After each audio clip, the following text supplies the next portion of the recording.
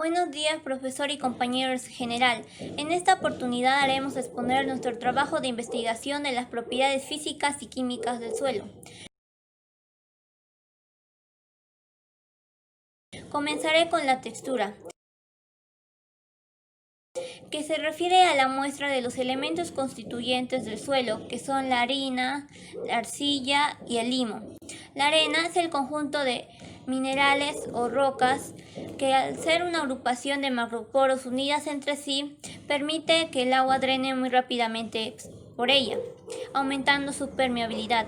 El limo son las partículas del suelo formado por cuarzo y en menor cantidad por minerales micáceos, permitiendo que el agua se almacene en su estructura. Y la arcilla son las partículas más finas en formas de escamas. Se caracteriza por su bajo drenaje, permeabilidad y aireación. Las clases texturales está de acuerdo a las propiedades similares que tiene un suelo del otro y se representa en el triángulo equilátero de la USDA, Departamento de Agricultura de los Estados Unidos, y nos ayuda a regularizar las interpretaciones de los resultados a partir del análisis granulométrico de las fracciones de las partículas del suelo. Determinación de la textura. Existen muchos diferentes métodos, pero a continuación solo se mencionará tres. El método del densímetro de Boyukos, que se considera un método muy difícil de realizar pero fidedigno. El método de los tamices, en el que se pasa un tamiz por la luz, permitiendo que se separe la arena gruesa de la fina. Y por último, la determinación al tacto, que se realiza de acuerdo a la observación de cada uno y agarrando una pequeña porción de la muestra del suelo.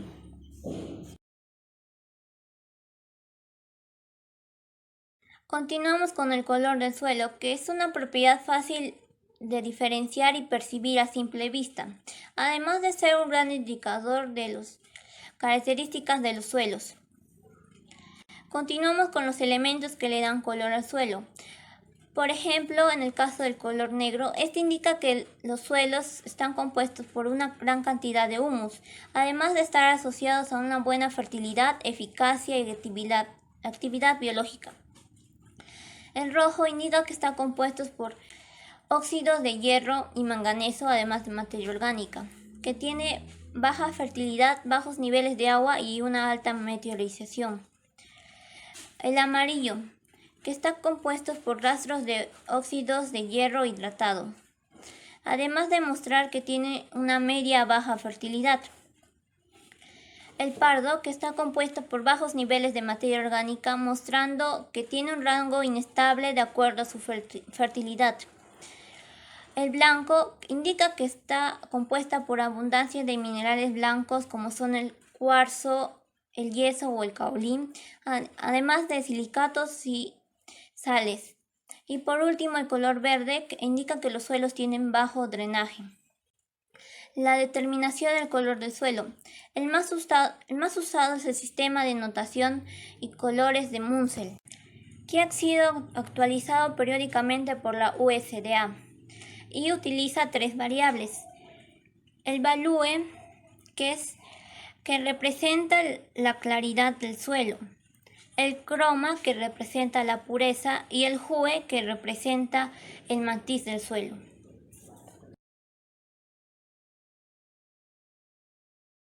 Seguimos con la estructura del suelo, que se define como el modo en que las partículas granulométricas se agrupan entre sí, tomando el aspecto de partículas mayores, denominados agregados. Tipos de estructura. Se mencionan de acuerdo al Soil Survey Manual del USDA 1951. Las estructuras migajosas. Tienen forma poliédrica y sus caras están redondeadas unidas entre sí. Las estructuras granulares, similares a las migajosas, pero en este caso sus caras no están unidas entre sí. Las estructuras angulares y subangulares, ambas tienen forma poliédrica, pero difieren en sus superficies. Uno es más llano que el otro, y en sus caras porque uno está unido y el otro no. Estructura columnar. Tienen forma poliédrica y sus superficies son raras. Las estructuras laminares están desarrolladas en direcciones horizontales y las sin estructura, por como su nombre lo dice, no tienen una estructura establecida. Estabilidad de la estructura. Se define como la resistencia que tienen los agregados frente al accionar del agua y las manipulaciones mecánicas. Con el objetivo de lograr esta estabilidad se realizan diferentes métodos que asemejen estos fenómenos ocurridos en el campo, que se dividen en dos grandes grupos. Uno para determinar la estabilidad del suelo en seco y en húmedo. El primero evalúa la estabilidad frente al viento y el segundo frente al agua. En esta canción se mencionará uno de los tantos métodos utilizados, que es el tamizado en húmedo, en el que se mide por el cambio en el que la muestra tiene al tamizarlo bajo el seco y el agua. Con este valor obtenido se lo compara con el área obtenida de un suelo de buena estabilidad, hallando un índice. Se grafican los porcentajes de acuerdo al diámetro de los tamices y se halla una distribución de los agregados. Soy Carlos Yair Tello Lara. Les voy a hablar sobre la porosidad, densidad y consistencia del suelo. La porosidad del suelo. Definición. Es el porcentaje, pero del volumen que no es ocupado por partículas sólidas, o también es considerada como el volumen que ocupan los poros.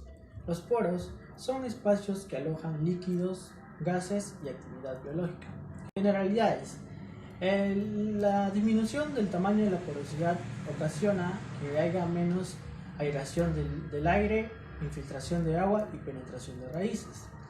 El tamaño de los poros va a depender del tamaño de las partículas del suelo y de los agregados. Las características de los espacios porosos va a depender de la textura y estructura del suelo. Los suelos arcillosos proveen mayor porosidad que los suelos arenosos. La clasificación del tamaño de los poros. Se clasifican según sus funciones y tamaños, las cuales podemos encontrar en los macrosporos, microsporos y mesosporos, y la porosidad textural y estructural. Para poder calcular la porosidad hay distintas fórmulas, como la fórmula para hallar el volumen total del suelo, que se da mediante la suma del volumen del vacío más el volumen de las partículas sólidas. Para poder hallar la porosidad se da mediante la división del volumen de vacíos entre el volumen total del suelo. Y si queremos hallar el porcentaje de la porosidad, solo es cuestión de multiplicar el resultado de la porosidad por 100. Y si tenemos datos sobre la densidad real o aparente, se puede hallar mediante esta fórmula, que es 1 menos la división de la densidad aparente y densidad real. Y este resultado se multiplica por 100. Y la densidad de los suelos varía según en su composición y en su tamaño. Se puede obtener mediante la división de la masa total de los sólidos y el volumen total de los sólidos. Participa en algunas propiedades como la porosidad y en la distribución de partículas. Como sabemos, existe la densidad real y la densidad aparente. En la densidad real se analiza la densidad de las partículas del suelo, pero en su totalidad. Se obtiene mediante la división de la masa de las partículas y el volumen de las partículas, pero se excluye el valor de la porosidad de los suelos. Su unidad de medida es el gramos por centímetros cúbicos. Para poder obtener la masa de los suelos es necesario eliminar en su totalidad el aire de los suelos, y esto se puede obtener usando el principio de Arquímedes y un pignómetro.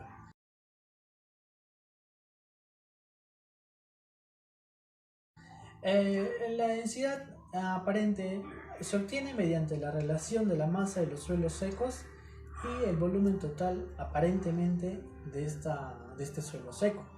En esta densidad sí llega a participar lo que es la porosidad y tiene la misma unidad de medida que la densidad real.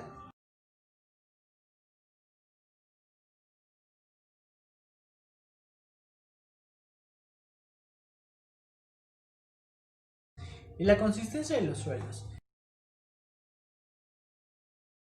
Informa sobre la naturaleza y sobre el grado de deterioro de las estructuras del suelo. Incluye algunas propiedades como la resistencia a la compresión, la friabilidad, la plasticidad y la viscosidad. La consistencia en función a la humedad.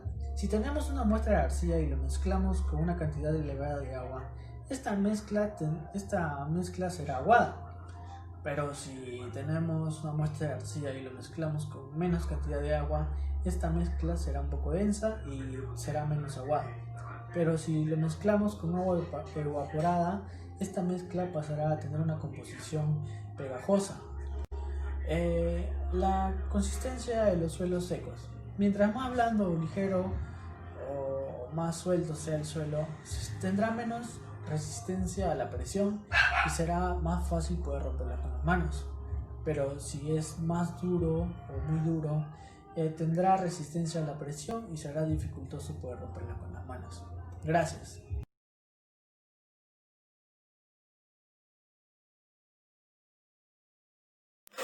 Hola, ¿qué tal compañeros? Soy Kenji Samuel Romero Alba. En esta oportunidad les voy a hablar acerca del tema de permeabilidad, drenaje y profundidad. Bueno, para empezar vamos a hablar acerca de la permeabilidad. La permeabilidad es la capacidad de un material para permitir que un fluido lo atraviese sin alterar su estructura interna. En el año 2020, Campos nos dice que la permeabilidad del suelo es la propiedad del suelo que permite el flujo de agua a través de los materiales que lo conforman, y a este se le conoce como permeabilidad del suelo. El mismo que va a depender de varios factores como la porosidad efectiva. Bueno, en la permeabilidad podemos encontrar diferentes tipos de variación de la permeabilidad según su textura de suelo. Bueno, en ello podemos ver a los arenosos, que es 5 centímetros por hora, a los franco-arenosos, que son 2.5 centímetros por hora, a los franco, que es 1.3 centímetros por hora, a los francos arcillosos, que es el 0.8 centímetros por hora, a los arcillosos limosos, que es 0.25 centímetros por hora, a los arcillosos, que es 0.05 centímetros por hora. Pero en sí, nos hacemos una pregunta: ¿por qué es importante estudiar la permeabilidad? ¿O qué importancia tiene en la ingeniería civil? Pues la permeabilidad del suelo es una de las propiedades de ingeniería más importantes del suelo, y es una solución para una serie de problemas de ingeniería civil que se encuentran en distintos tipos de construcciones. Entre ellos podemos encontrar la determinación de la profundidad de cimentaciones, a la filtración debajo de las estructuras de tierra, a la filtración a través de las estructuras terrestres, el rendimiento de los pozos, el control de la estabilidad de las masas, para diseñar filtros en estructuras hidráulicas para evitar los socavones. ¿Qué es el drenaje? El drenaje se puede definir como la mayor o menor rapidez o incluso la facilidad para evacuar el agua por escurrimiento superficial y por infiltración que tiene la tierra. Pasos que tiene para mejorar el drenaje: se tiene que crear pendientes, se tiene que nivelar, y crear canaletas o zanjas, aportar arena y materia orgánica al suelo, hacer drenes verticales. Y en la profundidad de suelo, según Ibáñez en el año 2017 nos dice que la profundidad efectiva de un suelo es el espacio en el que las raíces de las plantas comunes pueden penetrar sin mayores obstáculos, con vistas a conseguir el agua y los nutrientes indispensables. Tal información resulta ser de suma importancia para el crecimiento de las plantas, y la mayoría de las últimas pueden penetrar más de 1 metro, si las condiciones del suelo lo permiten. Algunas de las siguientes condiciones que puedan limitar la penetración de las raíces en el suelo son una roca dura sana, un cascajo, que es la pedregosidad abundante, el agua o también llamado un manto freático cercano a la superficie, las tepetales. Bueno, la profundidad del suelo se puede clasificar en 4 grupos, dependiendo de su profundidad efectiva. El primer grupo es suelos profundos, que tienden a tener más de 1 metro hasta llegar a su capa limitante. El segundo grupo es moderadamente profundos, que tienen menos de 1 metro, pero más de 0.60 metros hasta llegar a su capa limitante. Y el tercer grupo es un suelo poco profundo, que tiene menos de 1 metro, pero más de 0.60 metros hasta llegar a su capa limitante. Y el cuarto grupo es suelos someros, que tienen menos de 0.25 metros hasta llegar a su capa limitante. Bueno, eso sería todo de mi parte acerca de estos puntos que me tocó y gracias.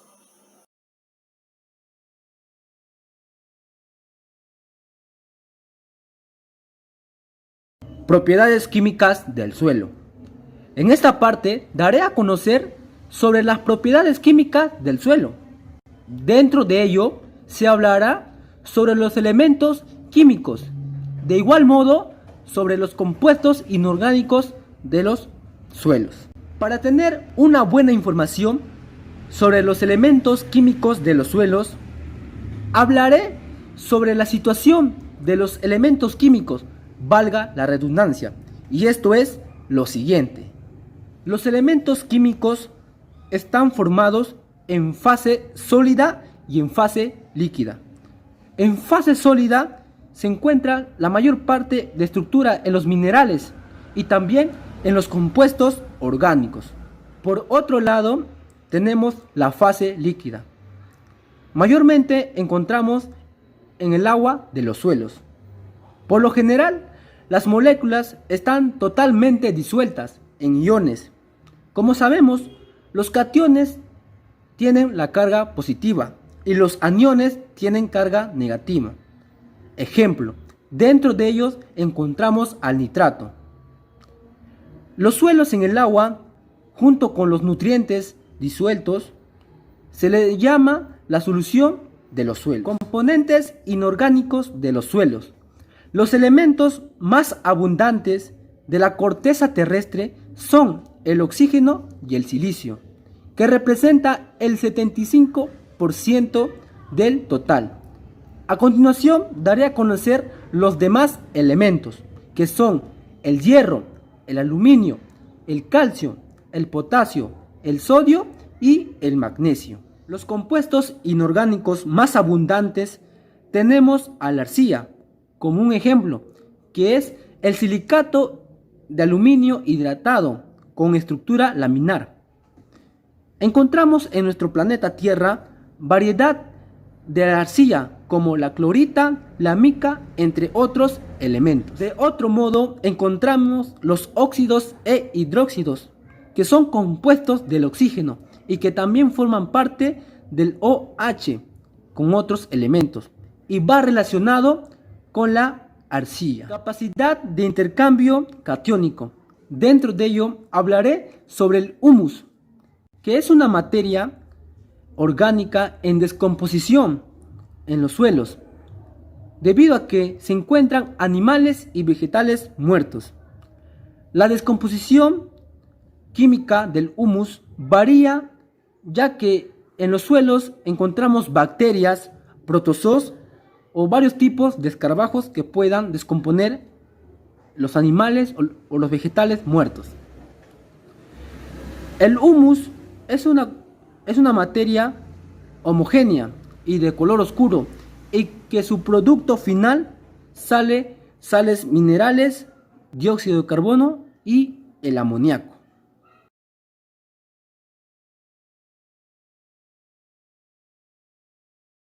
Dentro de nuestro trabajo de investigación tratamos lo que es las propiedades químicas de los suelos, en el cual tratamos el pH del suelo. ¿Qué es el pH del suelo?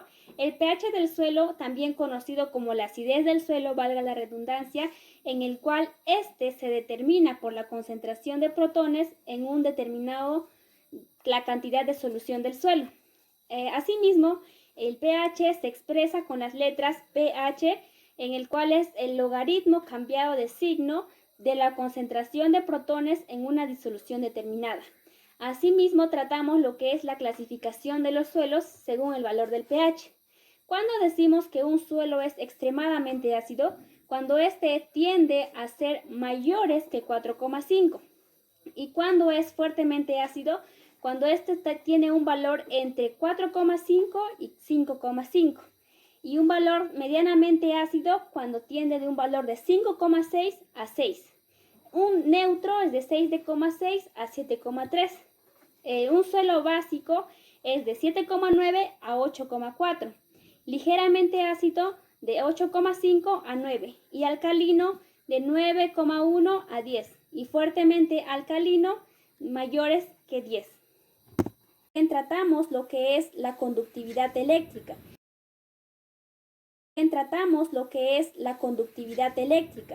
Esta es la medida de la cantidad de corriente que pasa a través de la solución del suelo. Por otro lado, la conductividad eléctrica de una solución es proporcional al contenido de las disueltas e ionizadas con esa solución. Por lo tanto, el contenido de la salinidad de una solución se conoce midiendo la conductividad eléctrica de una solución determinada, mediante la fórmula ST, que equivale al 0,64 y se expresa como conductividad eléctrica en decísimes. Asimismo, tratamos lo que es la salinidad. ¿Qué es la salinidad? Cuando decimos que un suelo es salino, este se caracteriza cuando tiene un exceso de sales ionizadas o sales solubles, en el cual cuyos iones en la solución del suelo impiden o dificultan el desarrollo normal de las plantas. Además, estos se consideran, dentro de ello tenemos el calcio, el magnesio, el sodio y el potasio. Por otro lado, los aniones, en el cual se encuentran el cloruro, el sulfato, el bicarbonato y el calcio. Asimismo, trabajamos lo que es la clasificación de los suelos según la salinidad. En este encontramos un cuadro en el cual nos explica la cantidad o el tipo de suelo y la conductividad eléctrica que esto demuestra. Por ejemplo, tenemos al suelo normal. La conductividad eléctrica es mayores que 2 decísimes. Un suelo salino contiene la conductividad eléctrica de menores que 2 decísimes y una salinidad ligera de 2 a 4 decísimes metros. La salinidad mediana, que es de 4 a 8 decísimes, y una salinidad fuerte es de 8 entre 16 decísimes.